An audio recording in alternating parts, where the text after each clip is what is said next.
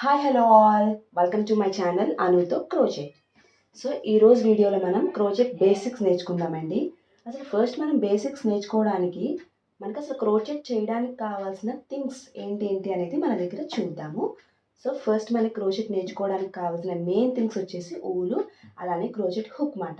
So ఈ రెండింటితోనే కదా మనం క్రోచెట్ అంతా చేస్తాము. సో ఈ రెండు అయితే మెయిన్ థింగ్స్. అలానే నెక్స్ట్ మనకు కావాల్సింది ఒక బుక్, అలానే ఒక పెన్.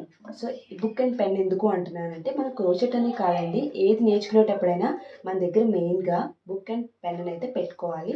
ఎందుకంటే మనం ప్యాటర్న్స్ ఏదైనా రాసుకోవడానికి, లేదంటే ఇంపార్టెంట్ థింగ్స్ ఏమైనా మనం నోట్ చేసుకోవడానికి మన పక్కన అవైలబుల్లో ఒక బుక్ అండ్ పెన్ అయితే మస్ట్ అండ్ షుడ్గా ఉంచుకోవాలండి. అలానే నెక్స్ట్ మోర్ ఇంపార్టెంట్ ఏంటి అంటే స్టిచ్ మార్కర్స్ అనమాట.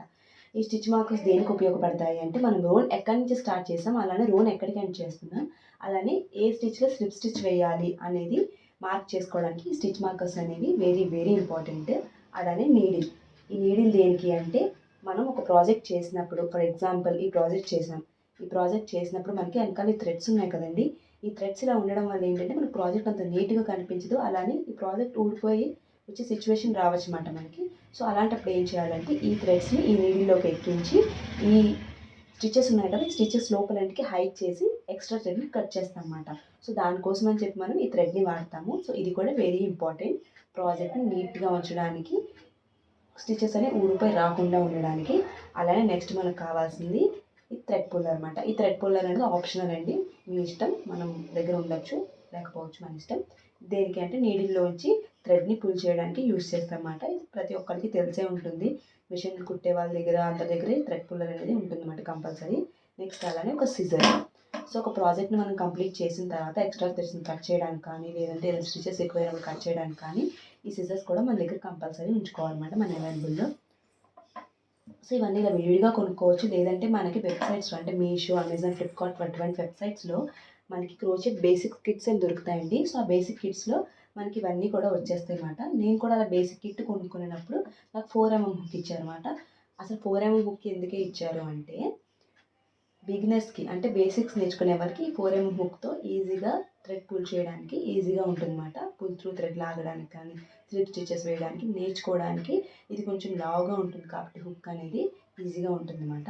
సో మనం క్రోచెట్ నేర్చుకోవడం వచ్చింది, మనం చిన్న థింగ్స్ చేయగలుగుతున్నాం అన్నప్పుడు మనం ఇలా హుక్ సెట్ తీసుకోవాలంటే ఇది మనకి మీషోలో దొరుకుతుందన్నమాట. ఇలా హుక్ సెట్ మనకి 8mm నుంచి 1mm వరకు అన్ని హుక్ సైజులు ఇందులో ఉంటాయన్నమాట.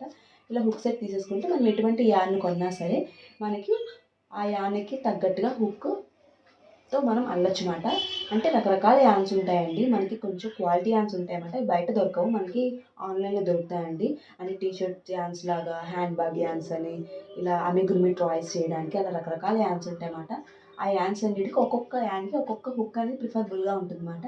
ఆ యాన్ వెనకాలే రాస్తారు ఎటువంటి హుక్ సైజ్ అనేది ఈ యాన్కి సరిపోతుంది అని చెప్పి. అప్పుడు అటువంటి హుక్తో మనం అల్లడం స్టార్ట్ చేస్తే మనకు కొంచెం అది నీట్గా ఉంటుంది అన్నమాట. ప్రాజెక్ట్ అనేది లూజ్గా కాకుండా, లేదంటే టైట్గా కాకుండా.